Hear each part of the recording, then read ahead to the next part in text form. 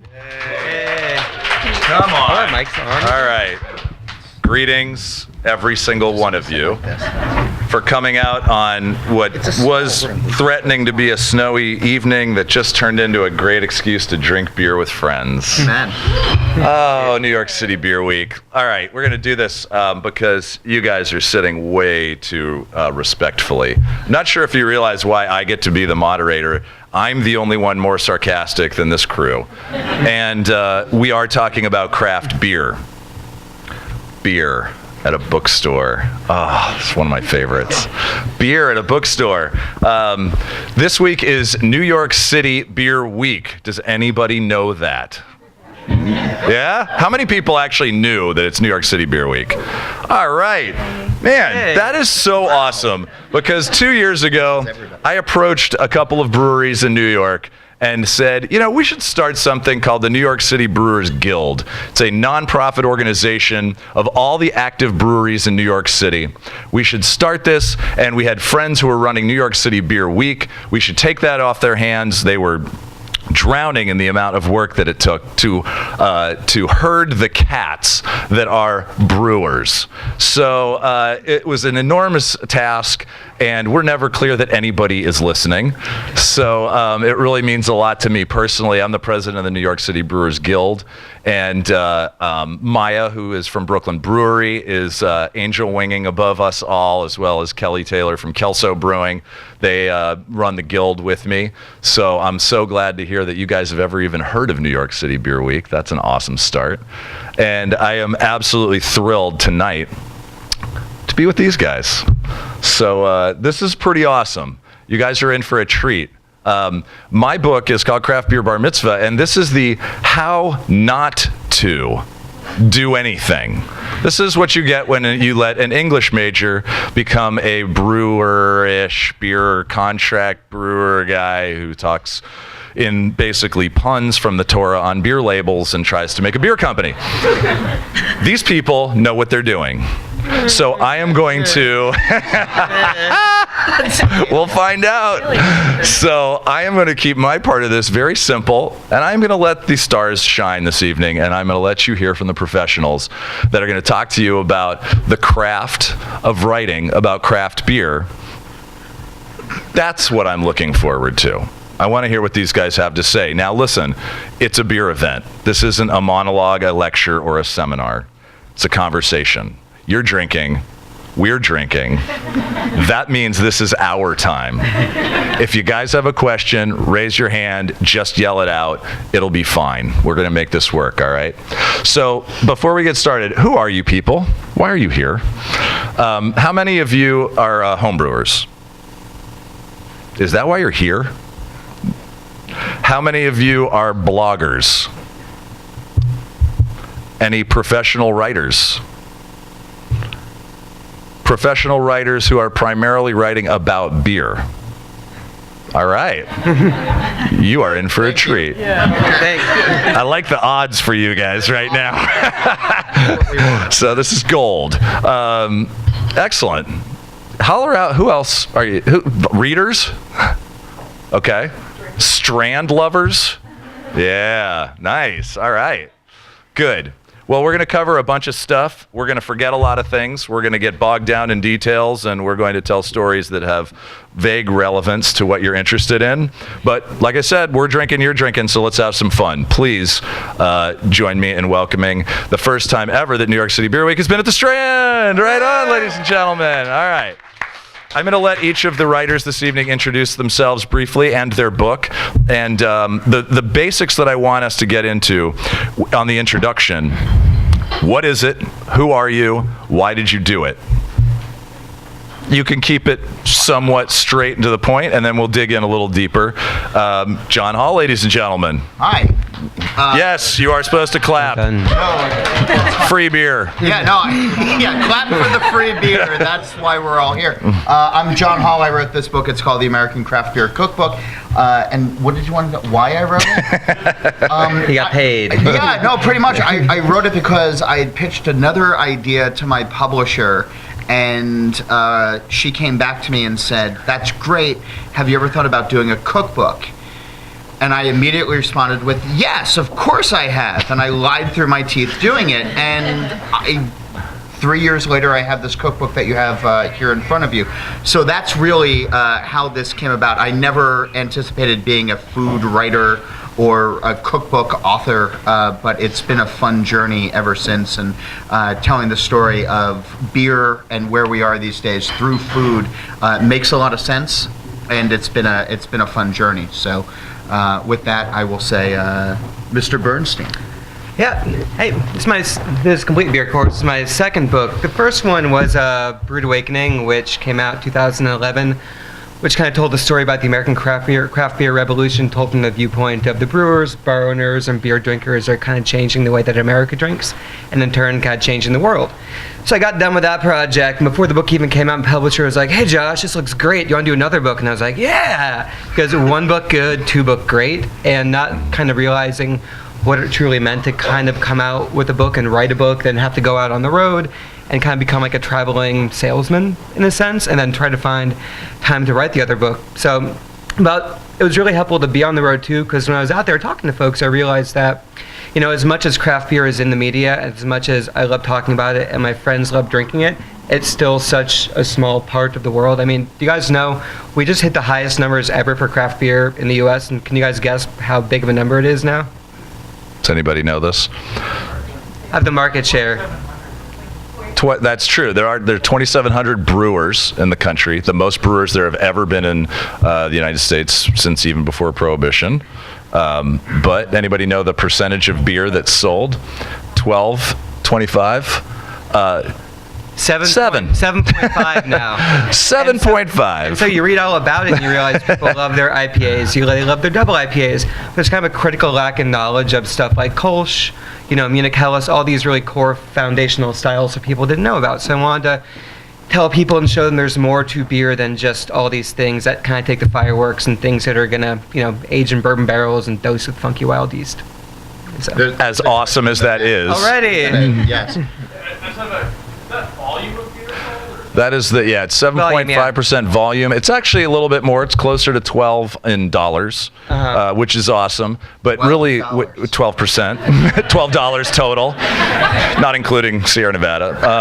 That's just Shmaltz Brewing Company's Funky Jubilation. That's $12. But it's important to realize that, to Josh's point, we think, I mean, maybe you guys do or maybe you don't, that, oh, well, everybody drinks craft beer. That is the smallest bubble available in the beer world, because that 12% or that 7% includes Sam Adams, includes Sierra Nevada, includes Brooklyn Brewery, not to mention my little tiny levels. Yeah, and everyone thinks Sam Adams is huge. They have like maybe 1% market share, and Sierra Nevada's got like 0.5%. Yep. And everyone's like, screw Sam Adams. I'm like, they're such a.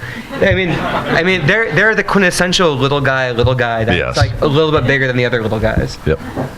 Anyway. Good. How do you feel? We're good. Way to go, people. I'm Sarah Annese. My husband John Carlo and I wrote Beer Lovers New York. Hold it up. Hold it up. Yeah. There you go. The newest of the four. That means you guys, beer lovers from New York. Yeah. Give it up for these people. Just came out 2 weeks ago, so we're really excited. We wrote it because our publisher found our website, which is called beerunion.com, and asked us to write it. So this has been like a dream, basically as ideal as you would want it. And real quick, because we didn't actually necessarily go through it, what's the substance of the book?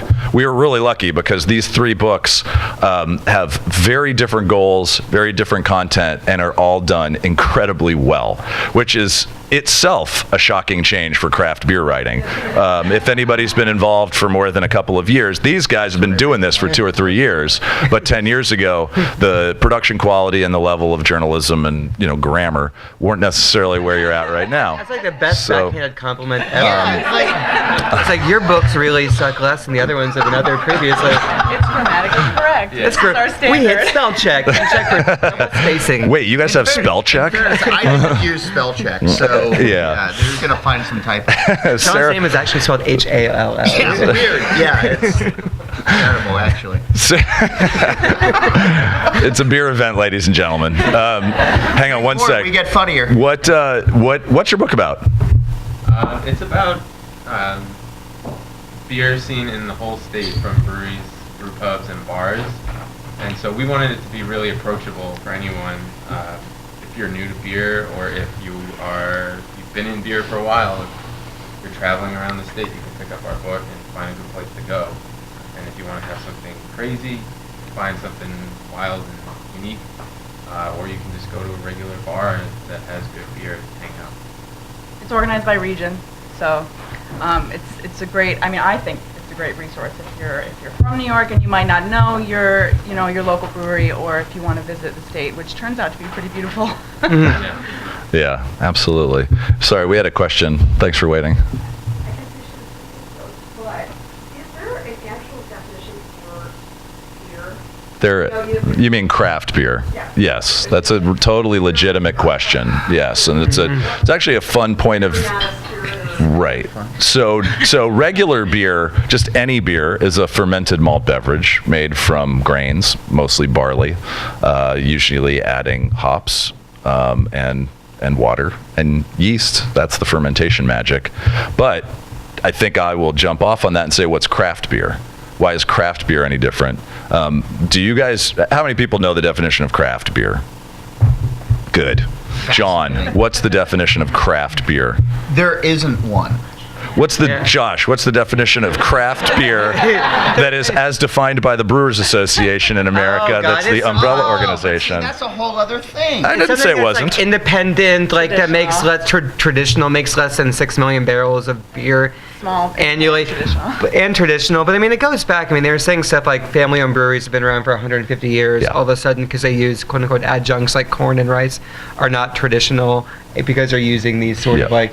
Yeah, and it's No, just like, with craft beer, though, I think we have to just jump back really quick and say that the Brewers Association, which is a great organization for doing what they do, but they're a trade organization, so they represent certain members that fall into a certain group of beer, and so that is the small, that is the independent, that is the traditional, by their definition, and that's the one that's sort of become the overall thrust of craft beer these days. However, if you're not a member of the Brewers Associations, whose main object these days is to pass an excise tax in Washington to help out the smaller breweries these days, then you're considered like not craft. And to be not craft these days is to suggest that you're making a lesser quality beer, and that's not really the case. So craft, and I fully recognize that I have craft in the title of my book, but The book called Craft Beer Cookbook. but I don't have a definition as to what craft is, and I certainly don't follow the definition of what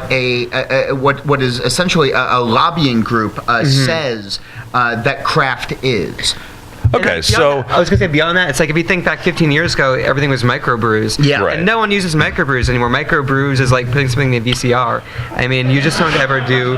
It's like another I wish I had a VCR. terminology and technology. yeah, so there's a yeah, it's okay. There's one of the beauties of this is that we're allowed to have multiple opinions because we're thinking individuals with an intellect and beer in our hands, and these guys know how to write. So I think it's important to understand that the definitions tend to be more about categorizing who gets to kind of play around with vocabulary, and that's going to play into what we're talking about tonight. And so it'll be awesome to have varying opinions, and I know you guys had some questions real quick, so lay it on me. Yes, sir. I mean, with the this discussion, this debate, with the recent purchase of Blue Point by Anheuser-Busch, Yeah. we can still consider Blue Point a craft brewery. So before, I just want to make sure that tonight, since we're on it for writing, we're here to talk about these guys and their craft of writing. I think these are totally relevant, but I don't want to get sidetracked just so we make sure we're talking about the writing industry, because there's going to be a lot of opinions about the industry, but I do want to kind of stick a little close to the, if it's all right. Do you guys want to take a very quick pass? Yeah, no, absolutely. I mean, you're the New York beer people. They're the writers. I don't really care. So technically, Blue Point is not craft anymore because it's owned by Anheuser-Busch. Under the Brewers Association. Under the Brewers Yes. Association definition, but it is a gray area. If Blue Point continues to operate Right, independently. as is Goose Island, Red Hook, Widmer, Kona. And Brewer So, Beer. and as is Mendocino Brewing Company that made all of my beers for 10 years because they're owned by an international company. There's a big outcry about Goose Island getting bought by Anheuser-Busch, but you know what they did? They kind of outsourced the production of the core brands to giant breweries and tend to focus in Chicago on making tons of Bourbon County Stout and just all these weird esoteric stuff. There's a lot of big, intelligent people behind all these giant breweries that they're seeing the changing tides, and they can make great beer. I mean, like I always say, making a Coors Light and selling it across the world is an incredibly complex task. If you ask most breweries to create a Coors Light and sell it from coast to coast, they couldn't do it. But I mean, does it mean that you have to like it? No, but as a mark of craftsmanship, it's unparalleled. It's just a matter of they're now slowly applying that sort of craftsmanship to, things that tend to have a bit more full flavor. I mean, it's like McDonald's. They're not stupid. They're going to change with the times. Right, and I agree. I think your definition of craft or your definition of beer at the end of the day should be, do you like the taste of it? Do you understand the taste of it while you're drinking? And would you have another one afterwards? And if the answer is yes, it shouldn't matter if your beer is made by Jeremy or if your beer is now made by Blue Point, which is owned by Anheuser-Busch, or if your beer is owned by Sam Adams, which is traded on the New York City Stock Exchange. It doesn't, it shouldn't matter. If you like it, if it tastes good, if you want to vote with your dollars, that to me is where we should be with the question as to what is craft and what is not. If the Brewers Association wants to sell their specific definition for a specific reason, it's a good reason and they should, but I don't know if the drinkers should come into that. But even a lot of the brewers seem to not be so outraged by Blue Point's sale as maybe they were at the sale. Well, the last few years, there's certainly been a few sales, including Coney Island Craft Lagers. Oh, yes. What happened with that? To a brewery called Sam Adams that is also, there's also, there's also Boulevard just got bought by Duvel, and there's been a number of Schlafly in St. Louis. So I'd love to, this is a topic you could debate endlessly, so maybe we'll save the business side of craft for afterwards so that we can make sure that some of you who are trying to become beer writers or get involved in publishing books or really like vocabulary, maybe we'll focus on that for the moment if that's all right. Do you have a question about that stuff? Yeah. So going on that, I like that mentality of like, St. Alex is doing okay. It's 237 a share. Okay.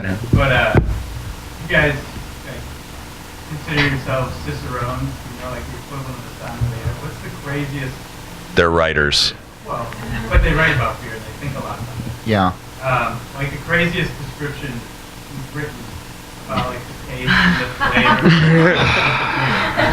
I don't know. I mean, it's a fine line on that stuff because if you try to be creative, sometimes people are like, "Oh, he's being too flippant," and then if you just be very dogmatic about, "I smell the esters in here," and notes of Cascade hops, and then it just becomes too dry. It's such a fine line between you want to be creative and like for my new book, I got chopped sometimes like trying to be too creative with descriptions. I'm like, I don't want anything to do. You can just, you can write the same thing over and over and over again. So you try to have fun with it a little bit, and then when you do, sometimes people are like, "That's too much fun," and it's like, okay. Yeah, so I'm editor of a magazine called All About Beer that's been around for 35 years now, and in the back of the magazine we have a section where beers are reviewed by the Beverage Tasting Institute, which comes out of Chicago, and I've hated this section ever since I took over as editor because I find their language to be a little bit too flowery. I find their descriptions to be totally off kilter. So I went and did a tasting with them about a month and a half ago in Chicago, and I'm sitting and I'm tasting the same beers as there's 5 of us in the room, and it's this well-lit room, and we're sitting in these hermetically sealed cubicles, and they're a UN. Yeah, no, exactly. It was totally bizarre. It was the strangest beer thing. And so they bring in these perfectly washed glasses with this perfectly poured beer, and it's like you have 7 minutes to evaluate this beer, and then we all discuss it. And I'm going, well, this is nice. This is like a nice hoppy black IPA. that has notes of like maybe some tangerine and some toffee and chocolate, like the flavors that you'd know from beer. And then there's this guy who's sitting behind me who's going, well, I'm getting Nicaraguan cigar paper, and I'm getting like kumquat grilled with bacon, and I'm going, what the fuck is this? Like, that doesn't even make sense to me. Like, I don't even know what Nicaraguan cigar paper smells like. So I think that there are people who try a little bit too hard, and at the end of the day, my language and my evaluation of the beer was very similar to his evaluation of the beer, even if our language wasn't the same. So I don't know if you need to have these over descriptive like beer terms. Yeah. But that actually brings. How much does it mean to your reader Right. if you describe it as... If I say Nicaraguan cigar paper, who knows what Nicaraguan cigar paper smells like? I mean, does your reader care? Oh, well, you know what No, and that's the thing. I don't think they care. No, it's like that winification of, the winification idea when it's like, you're tasting notes of gooseberries, sprinkled in the autumn sun, and then you're like, and I think what makes craft beer and beer in general so great, it has these really elemental flavors, the sour, salty, chocolatey things that we know intrinsically as human beings. We don't have to really reach too far to kind of make things up. And so I think that's why like beers are really, you can become like a bar top expert pretty quickly by understanding just what you But isn't so that, I mean, that's a good jumping off point for one of my questions for you guys is that, okay, so last week I was in Kentucky and I went to a bar and I bought a beer exclusively because the description on the beer menu was so insane. And I said, I'm going to buy the beer with the most adjectives on this description. How many adjectives were there? It was glorious. There were a lot. I mean, sandalwood, apricot. I'm like, I have no idea what this beer tastes like. So I guess you guys are writers. You're not there to really necessarily perform a public service to a beer person or an amateur on what they're going to be tasting. I don't know. I'm just not sure. For you, when you're sitting there quietly trying to make it happen in front of a laptop, how important is it to generate vocabulary and to generate concept and to make a bigger picture? And maybe the Nicaraguan thing is his excuse for showing up in the morning because that's what he wants to do, whereas I show up and want to make beer that I have to sell. You I feel as though, everybody's taste is subjective. Yeah. So the flavors that I taste in this Pilsner might be completely different from what you taste. So for me, flavors were kind of ancillary to the process, even though we did have to put tasting notes in the book because our editor wanted those. But it was more about, if I'm going to encourage somebody to drink a beer, it's because it's fresh, it's local, and Okay, so you had specific goals in terms of the sentences that you're putting together. Yeah, but I was going to say, no matter if it's like a tasting note, 50, 75 words, I try to create like a tightly spun narrative about it, so it's not just some sort of like adjective pile up, that, you can create a nice little, start off, have a nice intro and go off from there, and not just make it like words without context and meaning. So, I think with the beer, I want to talk a little bit about like, kind of a bit about the brewer, maybe where they're from, things they're doing, and we should talk in there now. Yeah. Oh, hello. Good evening. Yeah. Oh, here it goes. I want to make it fun and make it engaging and not just, no one wants to read something on the back of a package all the time. Well, for me, hey, wait, I write that back of that package. Yeah. What are you talking about? No copy of it. Yeah, but for me, backhanded writing a compliments. cookbook, I needed to be very descriptive in my language. And when I got the entire manuscript back, so I wrote the book over the course of 2.5 years, and I did it recipe by recipe. So I didn't actually see the entire thing until it was done. And then I started going through it and realized how many times I used the word earthy to describe something. Yeah. Or, like, oh, this is really piney. Yeah. And I realized that I really needed to change some of that and think about, because if we're talking about food and we're talking about beer, it helps to be descriptive. I see everybody has beer in front of them right now, and I don't know what everybody's drinking, but, one of the words that's used to describe an IPA is bitter. And if you're in the beer world, bitter is an okay thing. If you're not in the beer world, bitter is a terrible word to use. And so, I really tried to get into, well, what kind of hop is being used? And are we talking about tangerine, or are we talking about grapefruit, or are we talking about pine, or are we talking about, and it's very specific. And I think that beer and tasting and using descriptive words is important, even if you're not using Nicaraguan cigar paper, but simply talking about grapefruit, because hops give off grapefruit aromas. Everybody here has had a grapefruit outside of a beer, I hope. And if you've done that, then at least now you know what you're tasting, and you're not going to say bitter.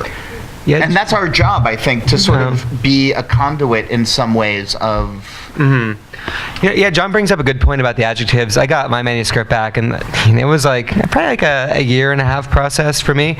But you're writing chapter by chapter by chapter. Then the same thing. I was like, oh my God, I reuse these phrases again and again and again. Even really weird things. I was like, look at me, I'm being so brilliant. And I was like, wait a minute. I did this 5 months ago. So you'd go through, did a find and replace, and went through there and tried to think of new ways to say the thing that I thought I said before. And that for me was really important, because I think that's the difference between having really lazy language and just relying on your basic, stock catchphrases, and then really trying to think and really engaging your mind as a writer. That was something that came up for me. So my book, one difference is that I self-published it. Some call that a vanity project. Some call that new media. I'm not sure which, but as Noah, who was working for me at Shmaltz Brewing Company at the time as a writing instructor, that idea, how many times I said in 300 pages the word delicious, the word spectacular, the word fantastic. So I think that's good to kind of get us to the point where, so how do you get specific, and how do you balance that with a broad market? And I like this kind of idea about writing as a writer versus writing as a beer person. You can be both. You can be both. You can be both. Yeah, I'm all, that's what I want to kind of bring up. But then is your audience reading you as Josh, your book is much more, I think, because of the format, is very writerly. There's a lot of room for writing. Writerly writing, good, yeah, thank you. That's why I'm speaking currently. But I do like the question came up at this seminar that we did a couple weeks ago in Kentucky about beer writing, narrative versus detail, or narrative versus how-to, or narrative versus things like technical, a book about yeast versus a book about the story of how yeast evolved in brewing. So it's something maybe we can just go down the list, and we talked about this a little bit before, but when you were thinking about your writing, how important was it to focus on the narrative and the stories versus do people just want, they want to know about the brewery? Where is it? How big is it? Who's the owner? How did it start? For me, with the cookbook, I wanted to really tell the story of where we are with American beer and American food right now. We're such a diverse food culture, and we're such a diverse beer culture that you can have fresh seafood from New England, and you can have greasy fried food from the Mid-Atlantic, and then you can go down into Louisiana and get Cajun, and go into Texas and get Tex-Mex, and you go into the Midwest and you get good meat dishes and dairy dishes, and then you go out west and it's Asian fusion, and it's any number of things that are going on. Again, fresh seafood, but with different takes. So I wanted to, with the book, really kind of overall have a thread throughout the book telling the story of where we are with food, and tell it through the beer, because all of the different beers that I mentioned in the book are different based on the location. So Sierra Nevada Pale Ale, which is the quintessential pale ale, which is the one that has spawned so many copycats and so many interpretations of its own, is ubiquitous now. But you can go to Chicago, and you can go to Jeremy's Brewery, and you can go to other places, and pale ale is not quite the same. So I wanted to tell why their pale ale is different, or why their brewery is different from the one that's down the road or the one that's on the other side of the country. So yeah, for me, there is definitely a narrative that I wanted to tell. Just as a follow-up, so when you described all of those genres, that's food genres that we might more associate with food writing. Did you find yourself in the tension of, am I all of a sudden now I'm a food writer as opposed to I'm a beer writer? No, or how did you balance those two? I think beer is food. And I think that when you break down the individual ingredients of beer, which is water, hops, malt, and yeast, that each of those 4 main ingredients have their own food components to it. So water can have a mineral content or sulfur content. Malt can have everything from caramel to chocolate to toffee to grass to hay. Hops can have everything from the citrus fruits that we talked about before to pine and beyond. And then yeast is so varied with, banana, bubblegum, clove, flowers, honey. I mean, you name it, it's in there. So yeah, no, I think that beer is food, and that's the way awesome. to work it out. I mean, and Josh, in your book, you actually go through water. You have pages that are dedicated to what the hell are we actually doing with our water. And I mean, like for me, I was really trying. This book kind of was a mixture of history and also profiles and stories about modern American and modern international brewers are really changing the way we think and drink. And for me, but I wanted to apply that same, I mean, ever since I went to school for journalism, I've been a writer and a drinker ever since I couldn't legally drink. And so for me, I always kind of approach the story of beer as kind of like the thing in your hand is the smallest part of the story, that the biggest part is the people, the passion, the struggle, everything behind it that gets you to that point. And so by the time you get to the beer, it's really the end of the story. So I want to tell everything around it. And so I look at beer as writing about the farmers that are growing the new breed of hops in New York State. I'm writing about, the maltsters that are making a play for it. I'm writing about everything but the actual beer itself.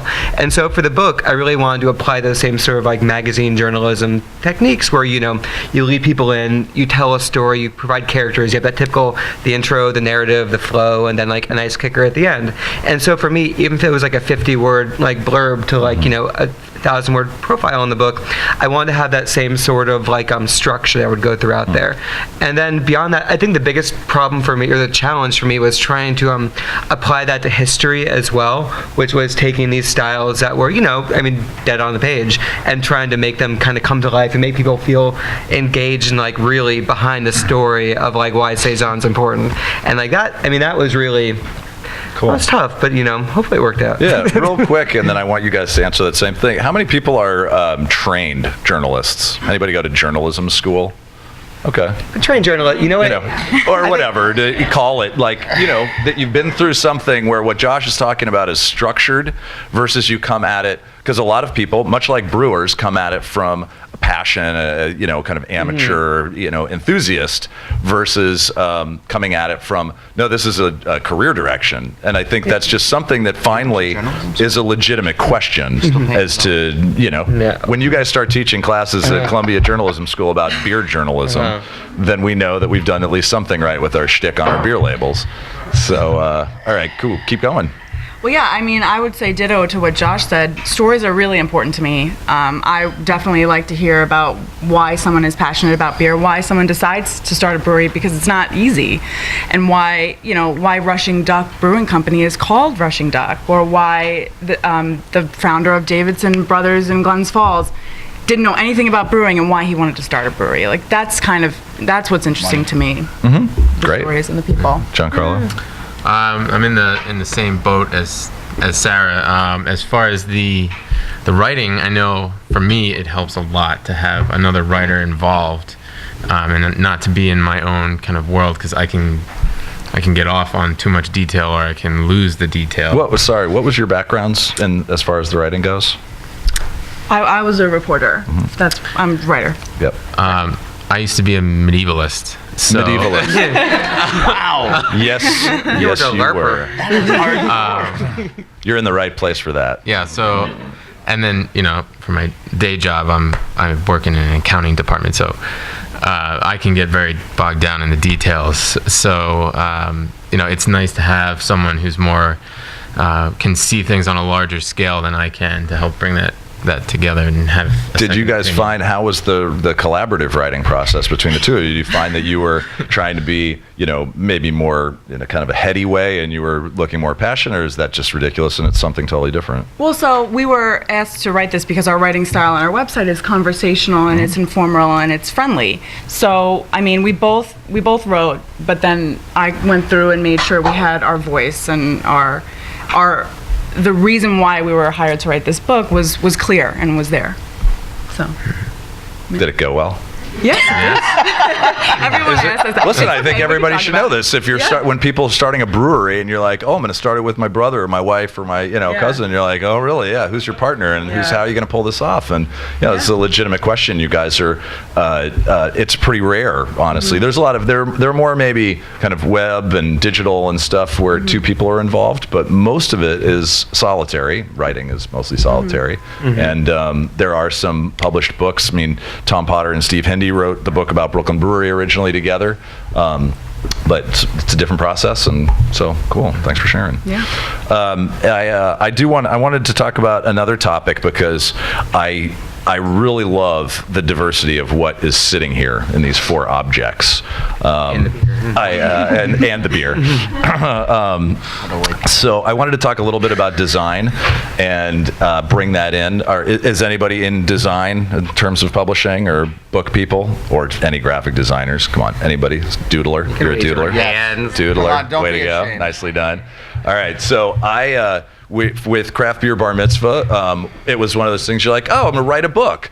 And then we thought, we're going to self-publish a book. And then you thought, wait a second, we have to actually print the book. And what do you do with that? And what font do you use? And every single frickin' decision. Luckily, I happen to have a Courier. professional art director working for, Courier, New York, of course. Double space. so- Right, double space Yeah. weird, yeah. It was in Hebrew backwards. We originally were going to publish it back to front, and then I was among the many questions of where you even put some of these books in a bookstore. I thought that might complicate things too. But so for me, I had a professional art director working for my company, for Shmaltz Brewing Company. I was extremely lucky. I had sales staff that I could kind of harass. They didn't do a very good job of really hitting bookstores, but I did have marketing crew, and we because of self-publishing, we also self-distributed for the first year, kind of paralleling the growth of my actual company that I started 17 years ago, and we self-distributed for the first year, so I wanted to try that out in publishing as well. We did the marketing. I hired my publicist, who's my publicist for my company. I hired my good friend Jim, who helped me write the book, and like a contract brewer would do, if you don't know how to do something, you better get an expert to help you out at it. And then I spent 3 straight months going insane, much like I think I've then heard most of the stories about what it took to actually finish the thing. But we had enormous amount of control and risk at failure, which was a great opportunity. But so how did you guys manage that relationship with your publisher? And Josh, you and I have talked about this, but John, you and I haven't. And all of these books, the production value of these books is exceptional, considering it's craft beer. Do you mean from the design aspect, or just from yeah. like how you manage? I mean, How do you manage to write it? Yeah. I think, well, there's two parts to the process. It's like, you think you're writing a book and you're like, oh, I'm going to write this book and it's going to go out there in the world. But, in this day and age, just putting black and white words on the page, especially with beer and industry that's so visual, people want to hold these things. I mean, it's like something people are passionate about. I just couldn't do another black and white book. So the pictures were super important and the design was super important on there. What I didn't quite realize was after getting done with the book and going through all those many months and revisions and back and forth, my publishers were like, hey, now you gotta go get the pictures. I was like, That was your job? yeah, I was like, Oh, nice. what? I was like, get the Thanks. pictures? What are you talking about? I'm like, you need to get pictures for the book now. And I was like, I'm gonna go crazy. Have them sign release. Yeah. Yeah. And you guys got pictures for your book as well? Yeah, well, our situation was a little different because we only had 4 months to write this book and research it. That's not. Yeah, if you That's if you haven't insane, written by a the book, way. Yeah, that's That was like a year and a half for complete beer course, and even then it felt incredibly rushed. Yeah. Because That's it- awesome, you guys. Yeah. Well, we 2.5 took, years Not on mine, possible so yeah. without two of us. yeah. I mean, if there weren't 2 of us, I don't know what we would have done. But we did take all the pictures, and we also we're part of a series, so we didn't really have any influence on what it looked like. So was there a template that you guys had to adhered to? They or? did, yeah. There was- So did you yeah. see the template in advance and you thought, okay, here's the boxes and the call-outs? Like all of these books have these beautiful forms that really help. Like John's has a form for where the brewery goes in. And so as you move through the book, you know what you're going to see when you get to this page because some of the Yeah. photography is Yeah. exceptional. But did they hand you guys the form and say, all right, now we Well, we need saw- X number of words for this section? Yeah, they did. Huh. We saw, Was that previous- helpful, or Wow. was No, that it was harder? Absolutely not. I mean, It was not helpful. I find that'd be easier just Yeah, to kind no, of I like would too. it's like you plug and play. It's like tell me what to write. Yeah. Instead of just I mean, I want to write. I don't want to be like restricted about how many words I'm writing about each brewery and each bar. I mean, if it's Gotcha. if there's a story and Uh-huh. it's going longer than 300 words, I want to be able to go longer Right. than 300 words. Yeah. Yeah, for my book, I did 2 others before this, and the one right before this I actually wrote with my wife as well, and we're still together, so that's a good thing. should she raise her hand? Where is she again? Nope. She's We're in not the- doing that. Woo! She's, angry at me for even mentioning that now. But there was no template for my book with the publisher before this, so we actually hired a photographer, and we had an in-house illustrator who, it's my understanding, they went to her and said to the illustrator, how do you envision this? Okay. And they really kind of let her off her creative chain, and she came up with this really wonderful design. And then we hired a photographer out of Portland, Oregon, who visited breweries around the country. I got this travel list from my editor saying, oh, we hired this photographer, and she's going to go to these 15 cities around the country and visit these breweries, and then she's going to make these recipes in her home kitchen. And I'm going, wow, you guys are sending her to 15 cities across the country? Yeah. Like, How about how me? do I get on that? How about you me? know, like, I was actually jealous of the photographer on the book. So I have a different experience from you guys on this, and I'm happy with the way that the book came out. I mean, I think visually it's the best thing going in a beer cookbook these days. Yeah, I think for me, it was kind of like a mixture of Sarah and John's book over there. So basically what ended up happening was, for this one, the publisher was basically like, write this book, and you're like, okay, and then you don't really know what to do. And so I actually spent, because there's 12 chapters in the book, and kind of created, not really a template, but more of like a set of guiding principles that would kind of be echoed in each chapter. And so we spent a long time, basically it's like 2-3 months figuring out this one chapter, nailing it down, because you want to give the designer the tools they need to like create the best book possible as well. And so in this case, you want to give, like, there's a lot of sidebars, like different features in the chapters, so you wanted to give them as much as they possibly could so they could be incredibly creative instead of just telling to them like, just do this and make this happen. It was like, no, I gave them, by doing what we did, we gave them a lot of freedom to kind of impart their craft on it as well. And I think by giving them more freedom, it made the designer more engaged in the project too, and she did a terrific job. I mean, she was handling a lot of, and I mean, a lot of She text. worked for the publisher. She worked for the publisher. And John, your illustrator was hired by the yeah. publisher, Yeah, by the not out of your pocket. The illustrator for the book, or the designer, works for the publisher. The photographer Yeah. was hired as a freelance specifically for this. Yeah. Yeah, none of this stuff was out of our pocket for this. I mean, No. the Thank God. The advantage of going with the big, I mean, everyone's like self-publish, but as Jeremy can attest to, you self-publish, you got to self-distribute, you got to do all these things together, which, that's really tough. You have to set up events at bookstores on your own, bring all the beer, invite Yeah. your friends to come. None of my friends. Jeremy just brings beer everywhere. So How When many in people doubt. are Jeremy's friends here tonight? Woohoo! That's pretty good. But, That is Come really on, good, what? actually, You people yeah. know what direct mail returns are like? That was 3 out of not 100. I'm doubled down on that. So. but with my publisher, they're able to just, they're able to, they gave me an editor, they gave me a copy editor, they have like designers. Yeah, and that's hired- awesome. They got For marketing your staff. second book, Josh, was it the same designer as Team as the Rachel first Mullen one, did right? the same book. Yeah, So yeah, they built did a upon great that. job. Yeah, I think it won, like, the first book won second place at the New York or some design awesome. show or something. And It's awesome. This one, I don't know, it just came out. I mean, even for Award-winning beer lovers, that's the kind of book that 5 or 7 years ago could have been just black and white, very simple, Right. almost a listing, Yeah. but it looks really, it's I probably, I mean, it's really nice. Yeah. We're happy with it. I mean, I wouldn't really change anything the way. and it tonight for your $15 Strand book card, you can put a down payment on all 5 of these books. Down payment. And we do accept credit cards, cash, and anything else. I'm curious, how do you go from being magazine writers and blog writers, which is, I mean, it can be a long form, but usually a short format, to the book format? And the other thing is, with the advent of new media, which now seems like all media. Awesome. everything You got my last 2 questions. Done. Everything has to be kind of like, you're writing a base piece that has to go in, like you sell the app, it has to work for iPad, whatever. how did that influence what you put in as your like base product to be more malleable into these other forms? Great. So Sorry. let's do it's two questions, but I I'll think let they're you both guys great. Start. For us, I think that the format of the book helped because we didn't have to go in and write a 20-page chapter just straight. It's broken up into, individual breweries, brew pubs, and bars. So going from short form on a website to the book wasn't a huge change.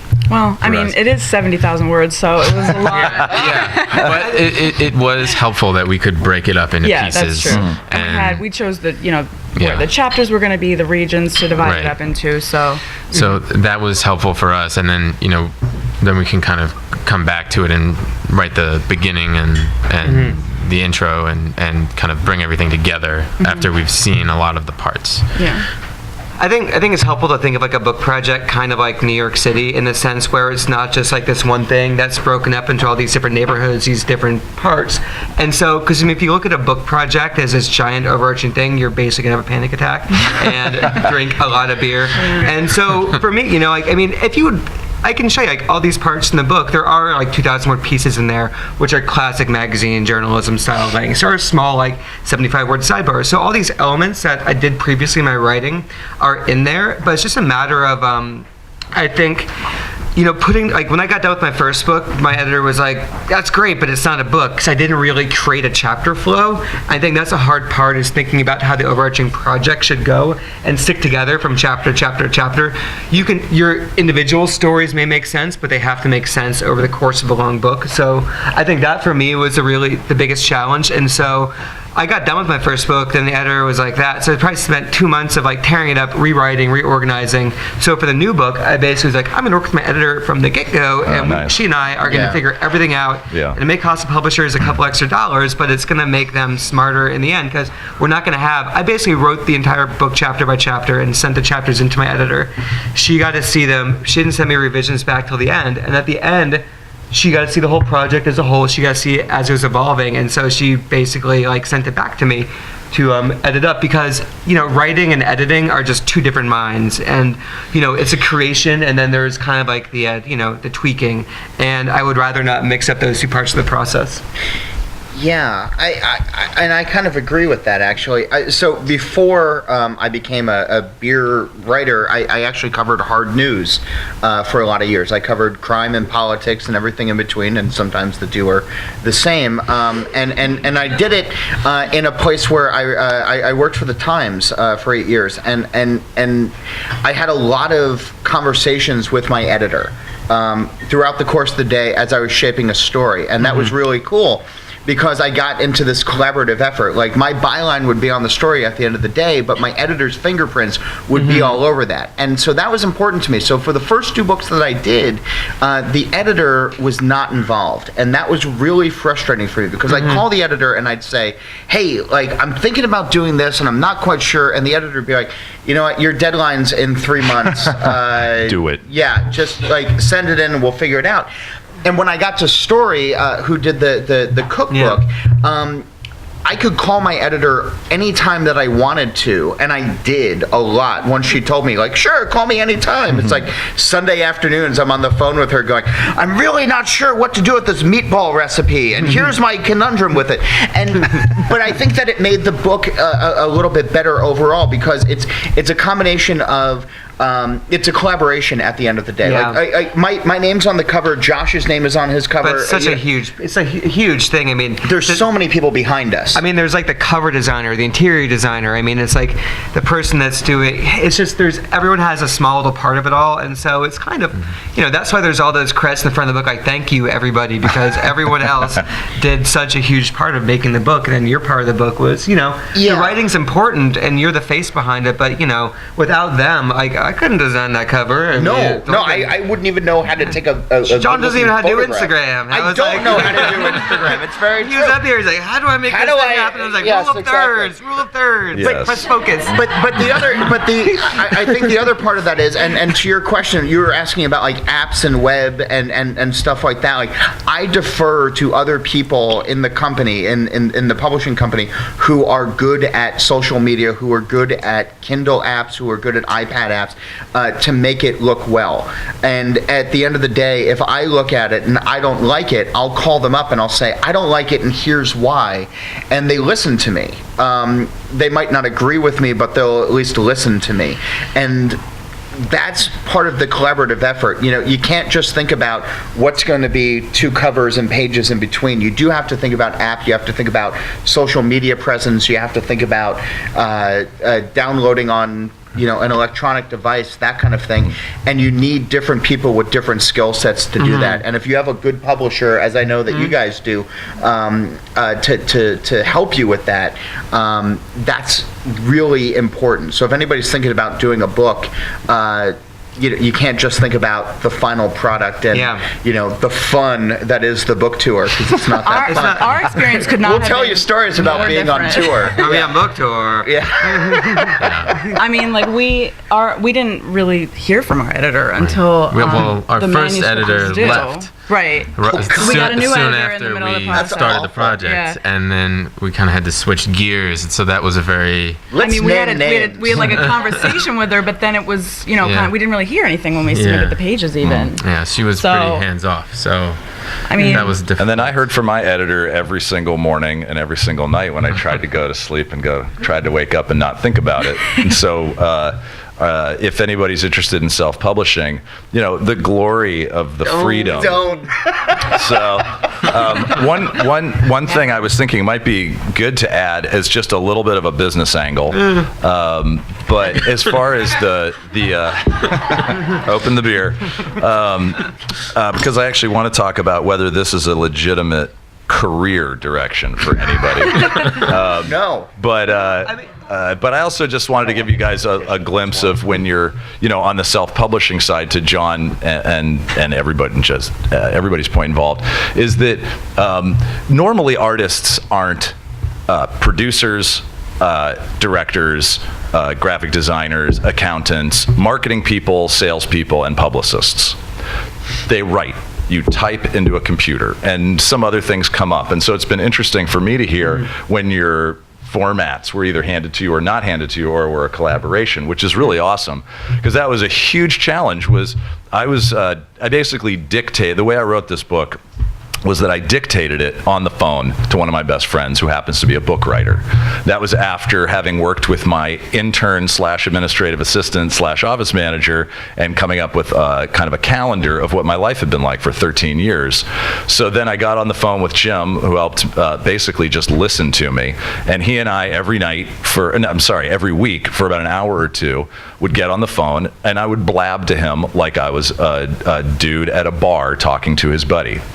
And so I dictated the whole book to him, and he handed it back to me. It had no introduction, no first chapter, no close, and it had a million sentences that sounded something like, so then I went to Kansas City, and I was at a bar, and it was really a cool beer bar, and there was a bunch of really great beer on draft. And we looked at it and we were like, this book sucks. When you're, you know, drunk, animated at a bar telling your friend a great story, it's like, oh my God, this sounds so amazing. When you're reading it as a reader in quiet, it sucks. So we went back in and redid the entire thing, and I basically rewrote every single sentence of the whole thing. But it was a collaboration then with Matt, my art director, who sat next to me for 3 straight weeks in Brooklyn on Vanderbilt. And he put his kids to sleep at 9 o'clock at night, and then he came over, and every single night we then designed the whole book while I was trying to finish writing the book. And then we, as you heard, self-distributed it, self-marketed it, and self-PR'd it until we then signed up with a distributor. So the business model is very different from what these guys went through, but that worked for me because the point was, how much does it cost to make a book? Does anybody know how much it costs to make my book? You mean printing? Yeah, Or actually print. the printing is cheap, but it's like everything. It's just a people. 300 and something pages, and it's color. Photos? And there's photos. Oh, I didn't have to sign any they're nice releases, but Are they supposed? beautiful color. There's pages. There's an appendix with the 613 commandments to be a good Orthodox Jew. I would buy that book. There's beer pairings in the back. Where's that book for sale? You're not even Orthodox. So that book Yeah. costs $3.15 to make. Whoa. you guys are getting a deal. Let me tell you, because what goes into that thing, and if you make beer, you'll realize that the margins on books are basically what they are on beer, but the way that bookstores work is very different than at a beer store. So at a beer store, it's one direction. You send it out. But at a bookstore, they're allowed to return it, and your publisher is allowed to bill you back for it. So what I wanted to talk about a little bit was, how's the business side of this? Is this a legitimate business model for you guys? And I know that, Josh, we've talked about this before. So as far as like being able to make a living from doing so book, or- is the book for you guys a marketing tool for yourselves for something else? Or is it actually the thing that you're going to be doing for real? I mean, I got burnt out after 10 years of doing pretty much daily journalism. I got tired. I wanted to create something bigger and have something a bit more permanent than something that's going to get discarded or put in a birdcage at the end of the week. And so, I don't know. I mean, so for me, are you asking if you're going to be able to buy a house in a book? No, but it's still pretty interesting to me that no matter in this diminished state of media and whatnot, there's still this sort of like premium put upon articles published in a magazine, and books published out there, that people still kind of look at you differently, and the people that will give you other jobs look at you differently. So that's who looks at you differently. I mean, it wasn't a mark. No, I mean this legitimately. Tool. I mean, it's like the book is done really well, but as far as it's just the price structures too. You get paid twice a year for the books too. Right. You can't depend. It's like your royalties coming in March and September. So no matter how many books you sell in the last 6 months, it comes in twice a year. And so this book came out, and I spent a year and a half working on it, and it's been 6 months since it came out. And I just saw the advance on there, which is basically not even enough to live on in New York City, and my daughter and wife. It's like not enough to have to work on my other jobs. And so, will it be nice when it comes in? You'll get a nice check. But I mean, it's like it's part and parcel of a larger. Did you happen to say you beat your advance? Did you just say that? Yeah. So does anybody know what that means? Oh yeah, the advance. This is a really important part if anybody wants to be a book writer. So for example, so basically you get an advance, you get half up front, half on completion typically. So for example, let's say 15 grand. Get $7,500 right for signing. So it sounds like a lot of money until you're like, oh man, I live in New York City where I pay $2,000 a month in rent. And it takes you a year and a half to write. It takes a year and a half to write. So then you're like, well, I got to work my other job. So you finish it up like another $7,500, and you're like, awesome.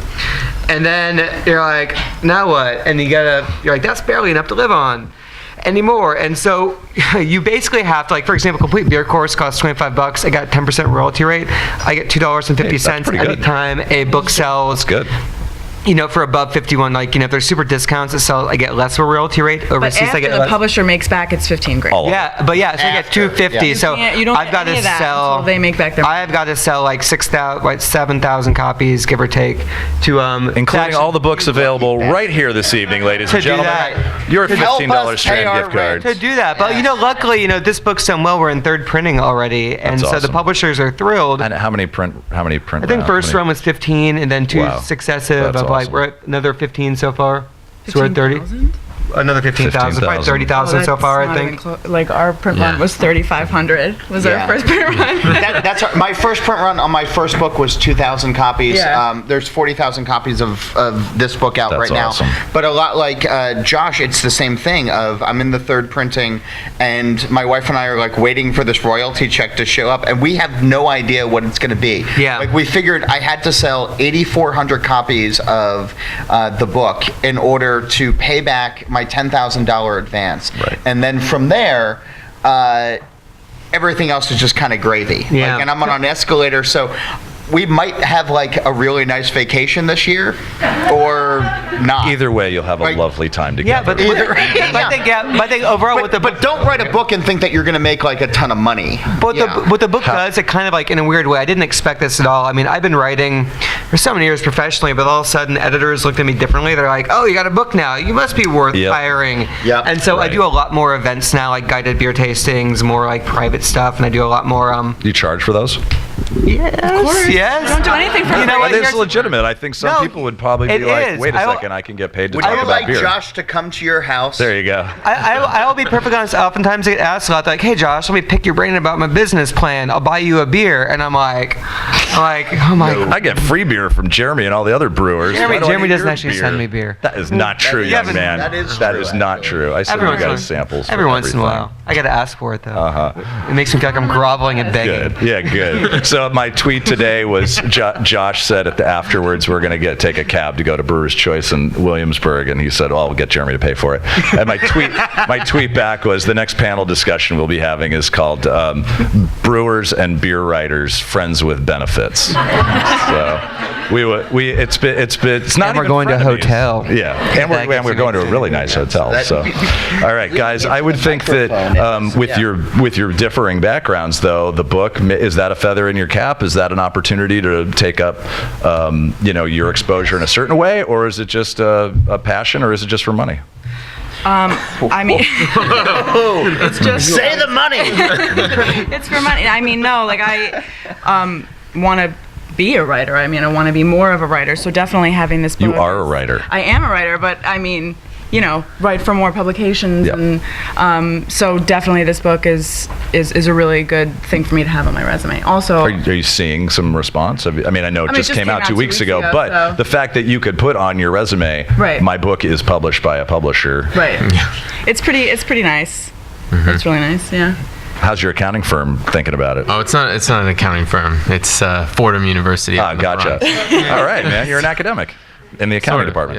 Yeah. That's awesome. Very much. It was a secret from them until Oh, it was a secret? Yeah. Awesome. Because we were traveling. Yeah. So I mean, he's not going to tell them Yeah, we're done. where he's going on his weekend off. The Gong Show. Yeah, no, Yeah, I know. we're getting gone. We're getting I know. kicked It's out. 8. really? I got it. I got a clock The over here. music's going on? Not my first rodeo. Actually, it is my first rodeo. I've never done this before.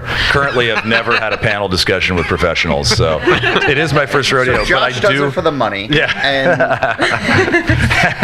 and it is No, I was teasing. 4 minutes before 8 o'clock. So we're going to take one last epic question from a professional beer journalist in the room who came to our grand opening at Vanderbilt Hall. I just also want to say, before we get there, you guys rock. Thank you so much for hanging out tonight. Thank you all for drinking and coming to the Strand. Appreciate it. And thank you to Emily and her whole crew who made it so that we don't have to pour beer at our own event, which is a total unusual experience. But I'm going down to. yeah, just usually I'm pouring beer and then I run up here and then you ask me for more beer. So, but it is New York City Beer Week, just as a recap. New York City Beer Week, the largest 10-day celebration, over 150 venues across the city. We're not even 70% done, we're 60%. And so there are events all weekend long. I encourage you to go to our website, NewYorkCityBeerWeek.com. The Village Voice was our main sponsor and has a guide. 180,000 copies of the guide exist. Over 150 venues, hundreds of events across all 5 boroughs, even Westchester and New Jersey.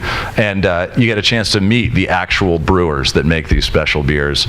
And it's a really awesome opportunity that doesn't exist very well in the rest of the city through the rest of the year. So thank you guys for coming out for New York City Beer Week to support the New York City Brewers Guild. And it's incredible. Guys. Yeah. So last question of the night. No pressure. You want to stand up? You want to come up? Why don't you come up? That's all right. Come up. There you go. Stand up. That's good. Ladies and gentlemen, please give it up. This is a good opportunity. This is what you guys could do here very shortly when we drink beer afterwards.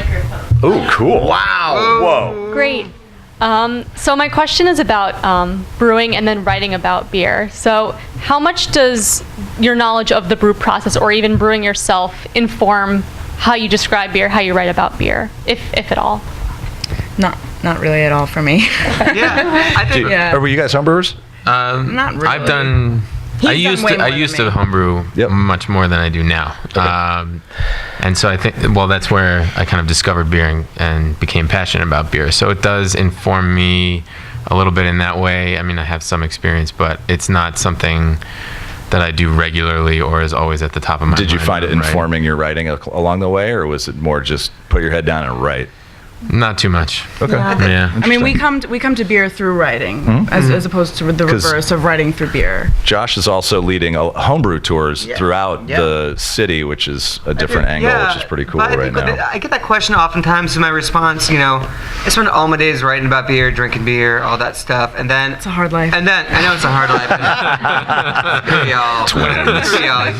You have to wake up in the morning. It's not all like pantsless fun. It's like you got to wake up in the morning and actually write stories. You haven't been to our office. But I think it's a question that oftentimes happens with like beer writing because but no one ever says to the bourbon journalist is like, hey, so you're making your own like mash and then letting it age 8 years. You're making your own whiskey, aren't you? Like you're making your own wine, crushing with your feet, aren't you, wine writer? But because you can do it in your house, I think it becomes something that a lot of people do. They expect all writers to do it as well. But I mean, like, I've brewed with friends before. I've been to a million breweries, talked to a million brewers, watched the process so many times that it tends to get a little, eyes glazed. And so you can see it, but I mean, the basic core process doesn't really deviate too often from like people brewing.